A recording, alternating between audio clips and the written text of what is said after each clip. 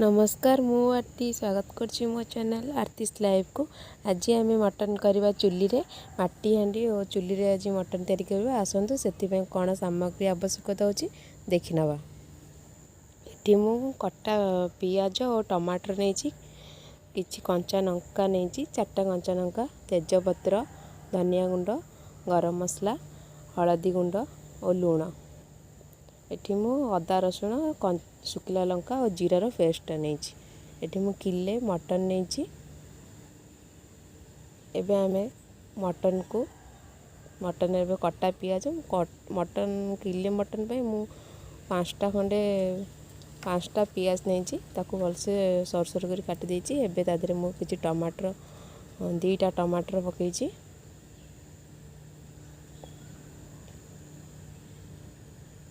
एबे एतरे जो मसला सब रखिली हलदी गुंड लूण धनिया गुंड गरम मसला तेजपत्र ये सब के भलसे पकईदवा। तापर भी आम अदा रसुण पेस्टा पकेवा अदा रसुण और जीरा शुखला लंकार पेस्टा पकेवा। एथि मु 2 चम्मच नहीं किले मटन पे बेसी मसला यूज करनी अल्प मसला जिनस आमर भल हो पार। बेसी मसला आम देह बहुत खराब आजिका टाइम रे अल्प मसला भल टेस्टी मटन हो पार। एबे मु 2 चम्मच भाई सोरिष तेल नहीं कारण आइंस रे सोरिष तेल यूज कले टेस्टा बहुत भल आसे से मु सोरिष तेल 2 चम्मच नहीं भलसे मिसई दवा सब मसला और मटन को हाथ में भलसे मिसई देकरी ताको आम प्राय अध घंटा भाया घोड़े रखिदवा। ये तो भलसे मसला और मटन को भलसे हाथ में भलसे मिसई देवे। देखो कौ भाई भाव में मिसौची एमती मटन को पूरा भलसे मिसई देवे तापर तक अध घंटा रखिदेवे घोड़े।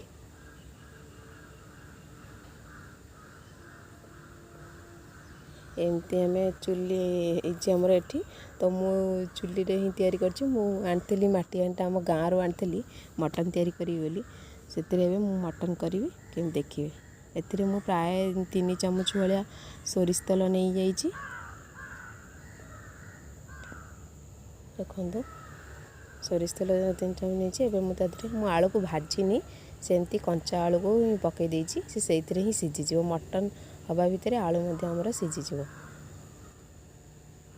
देखो एबे तादे से जो मटन को आम मसला सह मिक्स कर रखीदे से ही मिक्सचरटा को ही आम ए दवा। मटन टाइम केते सुंदर देखा अध घंटा भाया रही जाइए मसला तादे पूरा ये ना मिसी जाइए मटन आमर बहुत सुंदर देखा ताको सब पकईदवा पकईकरी ए चुली रे बसैबा।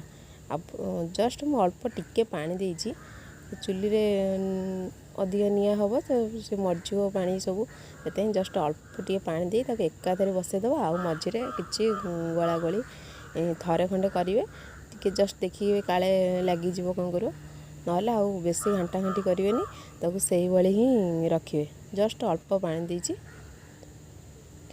से ही हो मझे किसी पानी फानी देवेनि कि किसी पकेबेनि से ही प्रस्तुत करछि। थरे एमती करी देखंतु केमती टेस्ट लगुच आपण मानकु ए रेसिपी आपण माने तैयारी करेंगे और मते कमेंट बॉक्स रे जणेबे।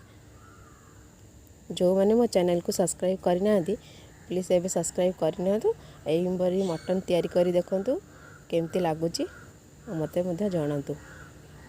एबे मटनटा मोर प्रस्तुत मु मझे थे खंडे काढ़ी घाटी देली मुझे भिडियोटा करा भूली जाइए। एबे किंतु मु लास्ट थरे काढ़ली ए मटनटा पूरा मोर सीझी जाइए लास्ट मु गरम मसला एवं मीट मसला और धनिया पत्र पकईदेली